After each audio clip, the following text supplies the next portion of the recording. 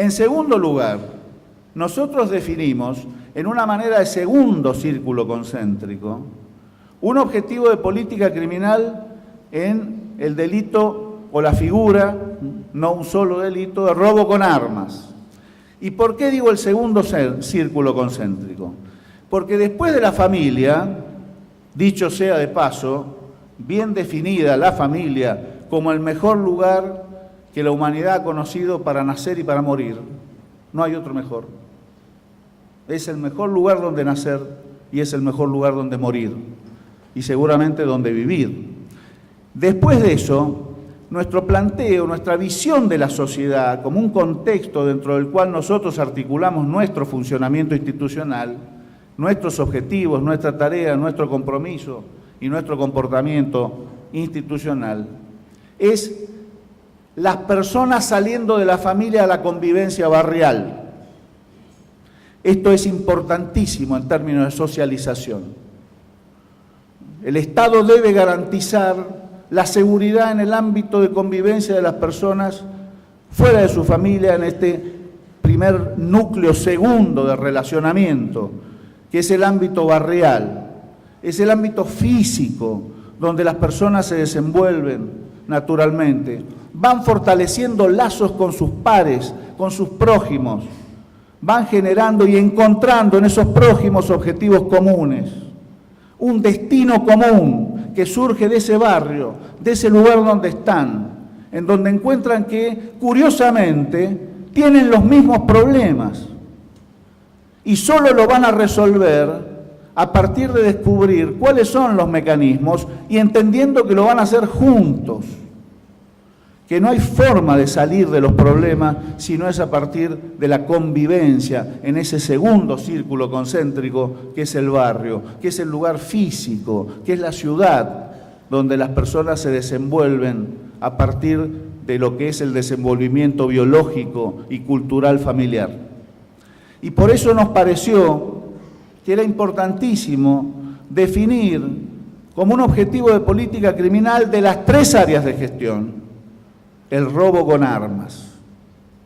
El robo con armas, que es una modalidad delictiva que colateralmente involucra a otras, que contextualmente engloba a otras y que en algún momento y en alguna medida muy cierta y muy concreta implica un modo de llegar a otras más graves y mucho más profundas.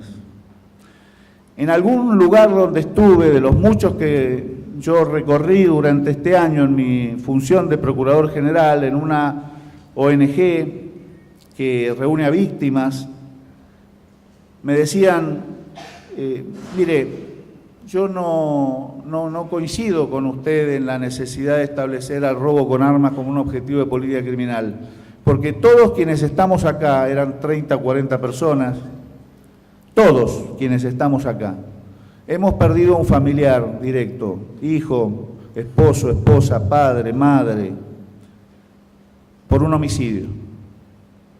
Muchos de ellos dolosos, algunos culposos, derivados de accidentes de tránsito. Entonces, me planteaban esta necesidad de reformular este propósito, estableciendo como objetivo los homicidios.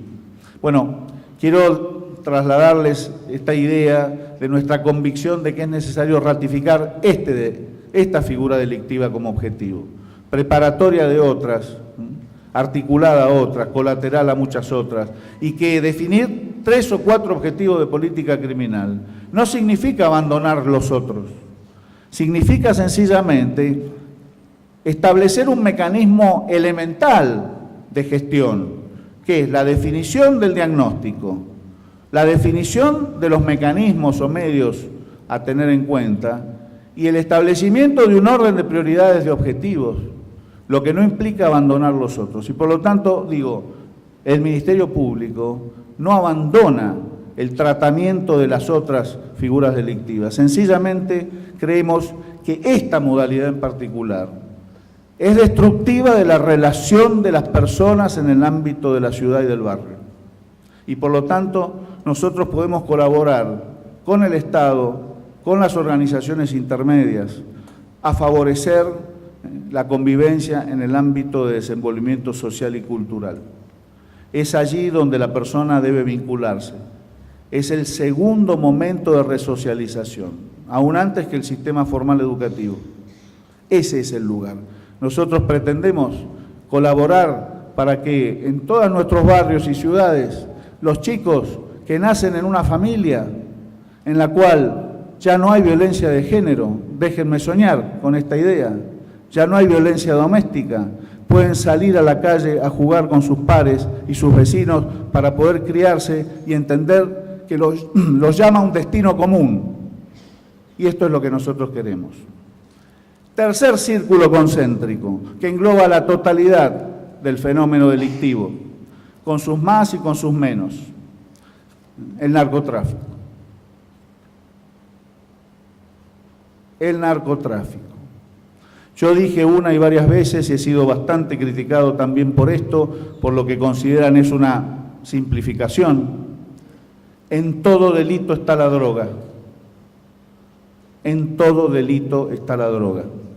Y es verdad que hay ciertos comportamientos delictivos donde no se verifica ni que la víctima, ni que el autor, ni que el partícipe o quien motiva la comisión del delito es una persona que está vinculada, no digo ya al crimen organizado, sino tan solo al consumo de estupefacientes.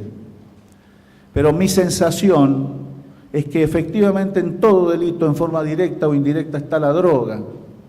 Porque la comisión del delito no solo tiene que estar o puede estar eventualmente motivada o fomentada por el consumo o por alguna necesidad de índole relativa al consumo de drogas, sino que aquí hay una gestión estratégica del crimen organizado del narcotráfico que lo que necesita es que penetre el delito en la sociedad, que no se pueda combatir la inseguridad, que crezca la violencia de género, que crezca el robo con armas, que crezcan todos los delitos, que se genere una situación inadmisible e inmanejable a nivel social, porque ese es el caldo de cultivo para la penetración de la droga.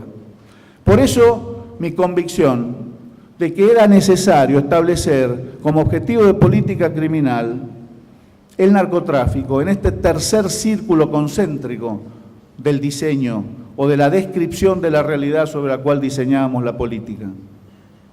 ¿Por qué? Porque eso destruye todo.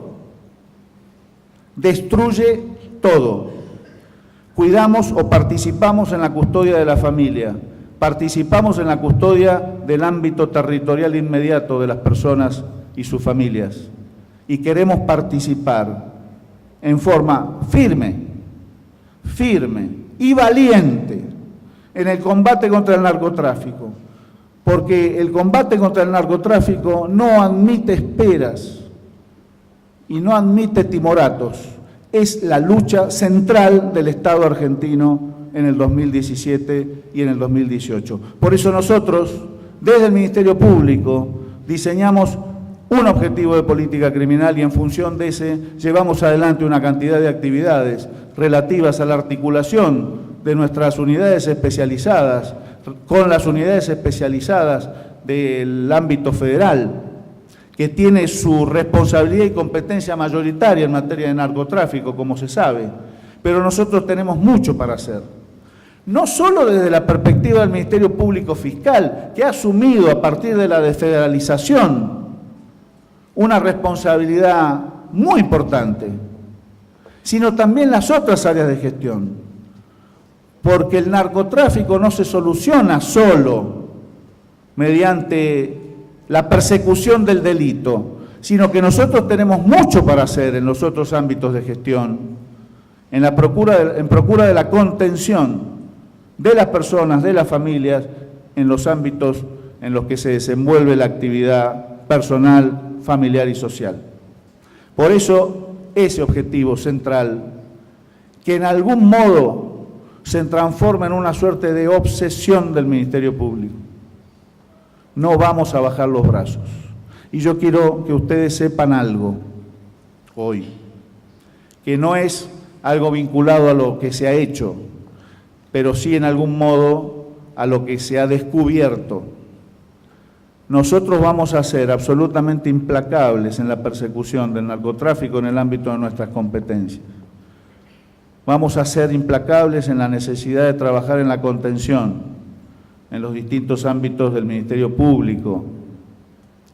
Y vamos a ser mucho más implacables en la adopción de medidas respecto de integrantes del Ministerio Público que por acción o por omisión favorezcan el accionar del crimen organizado bajo la figura del narcotráfico. Estamos detrás de eso, los hay. En el camino del 2017 descubrimos que la sociedad reclamaba un comportamiento del Estado ejemplar y ejemplarizador,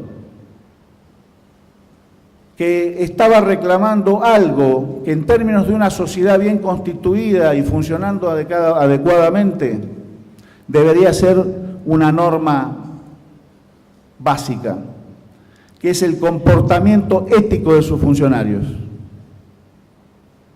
El compromiso de los funcionarios del Estado en sus distintos ámbitos, con la responsabilidad que se le ha asignado y la custodia de los bienes del Estado. Y la no utilización instrumental de los resortes de poder, que al final no es más que servicio para el enriquecimiento personal o de grupos o personas vinculadas a los funcionarios. Nuestra percepción es que esto que estaba latente se fue transformando en un clamor y en un reclamo que recibíamos individualmente en la calle, debo decirlo, en la calle, caminando por la ciudad, caminando las ciudades de la provincia, sentado a almorzar, se acercaban, fulanito, menganito, el funcionario tal, el cual, ¿qué van a hacer con esto? ¿Qué estamos esperando? ¿Cuándo va a suceder? ¿Qué hacemos? ¿Cómo nos comportamos? Si la autoridad hace esto, ¿qué esperamos para nosotros? ¿Cómo lucho yo? Me dijo alguien una vez en una ciudad de la provincia. ¿Cómo lucho yo para convencer a mis hijos chicos que el comportamiento debe ser el comportamiento ético y no lo que ellos ven como viveza en la sociedad? Ese enriquecimiento fabuloso era un pueblo chico, que todos vemos en fulanito, sin ninguna explicación. Y yo salgo todos los días a la mañana a trabajar y mis hijos me miran textual, como diciendo, qué estúpido, papá. Bueno, incorporamos el tema de la corrupción como un objetivo de política criminal, en la convicción de que era necesario que el Ministerio Público trabajara en ese sentido. Y tuvimos momentos muy dolorosos. Ustedes son testigos, algunos, y otros tienen conocimiento de que esto sucedió. Porque detectamos que la corrupción estaba dentro del Ministerio Público. No en todo el Ministerio Público. ¿No? Eran focos aislados de tremenda corrupción. Corrupción en sentido menor, que implica no atender las obligaciones, no recibir las necesidades de la gente, no acompañar a las víctimas, no acompañar adecuadamente a quienes cometieron delitos, incumplir las obligaciones que la ley nos manda y la conciencia nos manda, de hacer las visitas correspondientes, de preocuparse de los más vulnerables. Parece menor, pero eso está. Corrupción más grave en el manejo de los fondos públicos, en donde nosotros verificamos y seguimos verificando que muchas veces las cosas no se han hecho correctamente. Corrupción todavía más grave en la articulación de la conducta de algunos integrantes del Ministerio Público con las fuerzas de seguridad para armar causas, para distraer objetivos de investigación, para beneficiar económicamente a algunos en procura de perjudicar a otros. Corrupción más todavía grave en algunos integrantes del Ministerio Público, que valiéndose de los sistemas informáticos, generaban carátulas de expedientes, que no las utilizaban bajo la fórmula de autores ignorados, para utilizarlas al salir del turno, en articulación con algunas fuerzas corruptas de la seguridad de la provincia, en la generación de algunos delitos. Corrupción mucho más grave. Algún integrante del Ministerio Público que faltó a la confianza de sus autoridades y habiendo sido autorizado para actuar como agente provocador en la investigación de la pedofilia, se incorporó al sistema, tomó contacto con los niños y niñas para poder, teóricamente, acceder a realmente quienes cometían los delitos de pedofilia, se transformaban ellos en los pedófilos. Esto es lo que encontramos. Y fue muy doloroso. Y tomamos las medidas correspondientes. Muchas veces, y aquí quiero decirlo tal como yo lo siento, porque me critican muchísimo a veces cuando yo utilizo esta terminología, muchísimo me critican. Es más, casi me valió mi designación hacer esto en su momento. Por obra y gracia del Espíritu Santo detectamos a estos corruptos, porque no estaba previsto dentro del plan de control disciplinario hacerlo. Y allí llegaron y descubrimos estos comportamientos y en función de ello estamos avanzando sobre otros ámbitos en los cuales sucedía lo mismo.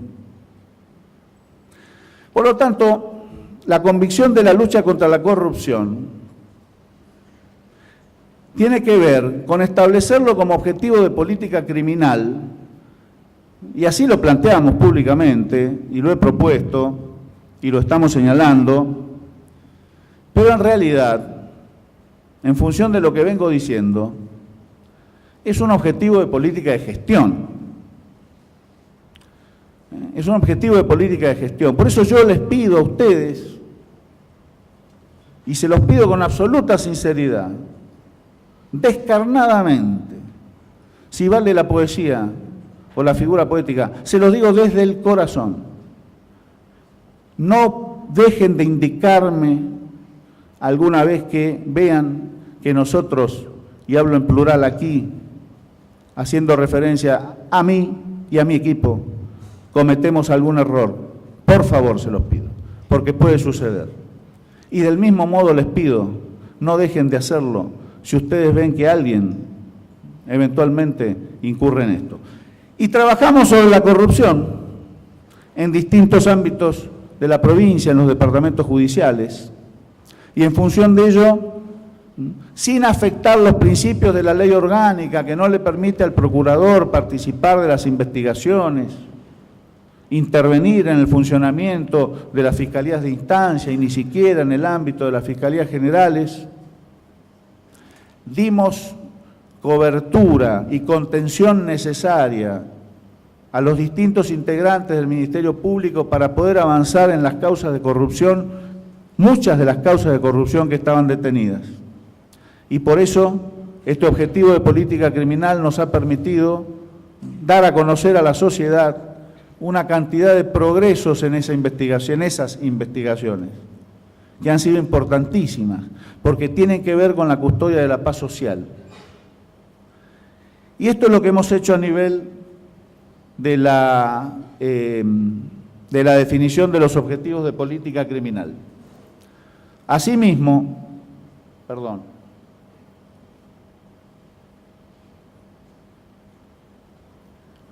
en la medida en que íbamos de manera dinámica avanzando en el progreso del alcance de esos objetivos y de la definición eventual de nuevos mecanismos para poder ir resolviendo los objetivos de la política criminal, fuimos diseñando las estructuras o rediseñando las estructuras a partir de la proximidad o inmediatez territorial, que es fundamental. Ustedes saben, yo se los planteé, que el Ministerio Público de la provincia tiene una dificultad muy importante, que en realidad son dos dificultades que se potencian entre sí, que son comunes en definitiva a las dificultades propias de la organización de la provincia de Buenos Aires desde el punto de vista institucional. Una es la extensión territorial. La provincia de Buenos Aires tiene una extensión fabulosa, 1000 kilómetros desde San Nicolás a Carmen de Patagones, 800 kilómetros desde San Clemente de Tuyú a Saliqueló. Cabeceras de departamentos que están a veces alejadas de ciudades o pueblos del propio departamento judicial, por ejemplo, a 234 kilómetros, como sucede. Esta dificultad de extensión se suma a otra que es la heterogeneidad de la provincia. Esta heterogeneidad no es una heterogeneidad que se puede reducir a la simplificación de la muy obvia diferencia entre la composición sociodemográfica del conurbano bonaerense y del interior de la provincia. Tampoco alcanza con decir que la heterogeneidad tiene que ver con una diferencia a nivel de composición urbana, por ejemplo, Junín y Mar del Plata. Veo aquí, o lo veía por ahí, al doctor Mastrolilli, lo veo al doctor Fernández Garelo. No alcanza tampoco con esto.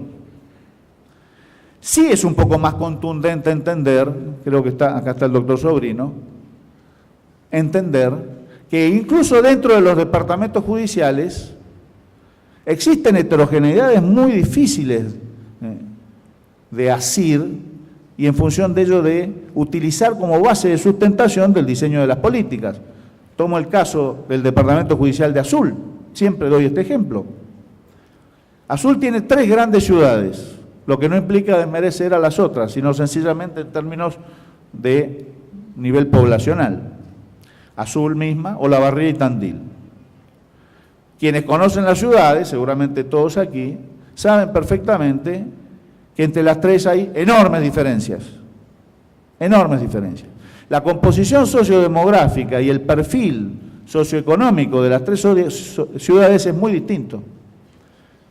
Azul es una ciudad básicamente de orden administrativo burocrático, Olavarría tiene una matriz industrial, con sus más y sus menos en la historia, y la ciudad de Tandil es una ciudad que en las últimas décadas se ha diseñado como una sociedad orientada desde el punto de vista socioeconómico a la actividad de los servicios, básicamente el turismo, y básicamente segmentada en el formato, en el módulo ABC1. Entonces, ¿cómo hacer para diseñar una política criminal, no digo ya, o una política de gestión para toda la provincia, o cómo hacerlo para diseñarlo solo dentro del departamento de Azul? Entonces, esta diferencia, heterogeneidad, notable heterogeneidad, se conjuga con la extensión territorial y obliga a una dinámica constante en el diseño y rediseño de la política de gestión del Ministerio Público, que hace de esta tarea algo más atractivo aún, que se suma como un elemento muy importante, característico, al conjunto de elementos que hacen de esta función realmente una función inigualable, pero que no se puede hacer sino a partir del conocimiento y la inmediatez territorial, que nos obliga también a articular respecto de esa extensión y de esa heterogeneidad necesidades de competencia, y por eso hemos trabajado en el análisis de las unidades especializadas, en función del ámbito territorial. Hemos participado, funcionarios nuestros han participado en la mesa de mapa judicial que conduce el Ministerio de Justicia para un buen diseño, no solo del ámbito del Ministerio Público, sino colaborar también al buen diseño territorial, geográfico, del Poder Judicial. También por esto, siempre en la idea de la unidad en la diversidad, nosotros hemos avanzado en proyectos de capacitación comunes y especializados, ¿no? Hemos trabajado primero solicitando información respecto de cuál es la capacitación que vienen haciendo los distintos departamentos judiciales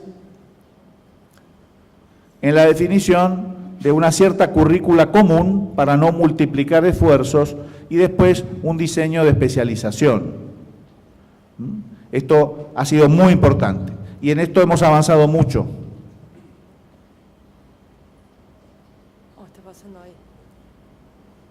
Ay, perdón, me pasa. Un segundito que vamos a acomodar esto.